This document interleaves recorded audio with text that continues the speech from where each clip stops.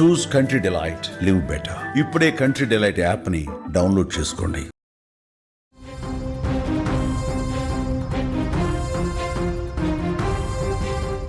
మధ్యప్రదేశ్లో తీవ్ర విషాదం చోటు చేసుకుంది. దేశంలోనే క్లీనెస్ట్ సిటీగా గుర్తింపు పొందినటువంటి ఇండోర్లో నీటి కాలుష్యంతో 10 మంది మరణించడం ఒక్కసారిగా అక్కడ కలకలం రేపుతోంది.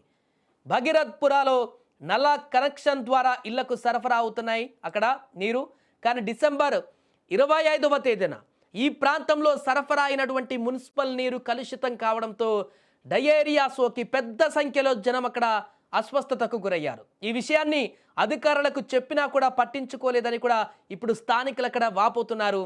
ఇప్పటికే 10 మంది మృతి చెందగా 2000 మంది ఆసుపత్రుల్లో చికిత్స పొందుతున్నారు.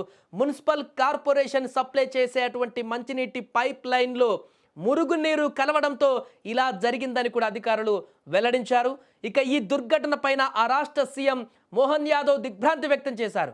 ఇండోర్లోని 2 మున్సిపల్ అధికారులను సస్పెండ్ చేయాలని, ఒక పబ్లిక్ హెల్త్ ఇంజనీర్ను ఉద్యోగం నుంచి తొలగించాలని ఆదేశించారు. మృతి చెందినటువంటి వారి కుటుంబాలకు 2 లక్షల చొప్పున పరిహారం అందజేస్తామని ప్రకటించారు. అయితే బాధితులందరిది వైద్య ఖర్చులను కూడా ప్రభుత్వమే భరిస్తుందంటూ కూడా చెప్పారు. ఈ ఘటన పైన విచారణకు కూడా ఆదేశించారు. ఇదిలా ఉంటే ఇండోర్లో వరుసగా 8 ఏళ్ల పాటు దేశంలోనే అత్యంత స్వచ్ఛ నగరంగా అవార్డులు అందుకుంది ఆ సిటీ.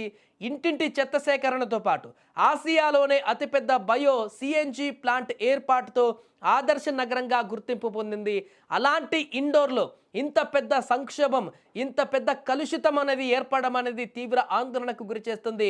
మానవ తప్పిదం కారణంగానే ఇంత భారీ నష్టం జరిగిందంటూ కూడా ఇప్పుడక్కడ విమర్శలు వ్యక్తమవుతున్నాయి. ఒకవేళ ఈ కలుషితం జరిగిన తర్వాత అందరూ ఎట్ ఏ టైం మరణించలేదు, అనారోగ్యానికి గురయ్యారు. కొద్ది రోజుల పాటు అస్వస్థతకు గురై ఆసుపత్రుల్లో చికిత్స పొందుతున్నారు. ఆ తర్వాత ఆ ప్రాంతంలో ఉన్నటువంటి వారందరికీ కూడా ఆరోగ్యం క్షీణించిపోయింది. అప్పటికే స్థానికులు అధికారులకు మొరపెట్టుకున్నారట, ఇక్కడ ఏదో జరుగుతుంది, అందరికీ కలుషితమైనటువంటి నీరు తీసుకోవడం కారణంగా హెల్త్ ఇన్ఫెక్షన్లు వచ్చాయి, చాలా తీవ్రమైనటువంటి పరిస్థితి ఉందంటూ కూడా అధికారులకు విన్నవించారట. అప్పుడు మేలుకున్నా కూడా ఇంత భారీ స్థాయిలో మరణాలు అక్కడ సంభవించేవి కాదంటూ కూడా ఆందోళన వ్యక్తం చేస్తున్నారు స్థానికులు.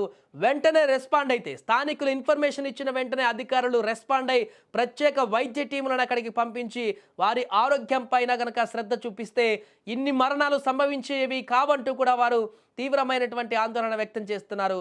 ఏదేమైనా కూడా అక్కడ నీరు ఇంత భారీగా ఎలా కలుషితమైంది, ఈ కలుషితమైనటువంటి నీరు కారణంగా 10 మంది మరణించడం వెనుకున్నటువంటి కారణాలేంటి, దానికి సంబంధించిన పూర్తి వివరాలు కూడా ఇప్పుడు బయటికి రావాల్సిన అవసరం ఉంది. దానికి సంబంధించి విచారణకైతే దర్యాప్తు చేయాలంటూ కూడా ఇప్పటికే ఆదేశించారు ముఖ్యమంత్రి. కాబట్టి దీని వెనుకున్నటువంటి కారణాలన్నీ కూడా బయటకు వచ్చేటువంటి అవకాశం ఉంది. ఏదేమైనా కూడా ఒక తప్పిదం, కలుషిత వాటర్ కారణంగా ఇంతమంది ప్రాణాలు అక్కడ కోల్పోవడం అనేది ఒకసారిగా దిగ్భ్రాంతికి గురి చేసింది.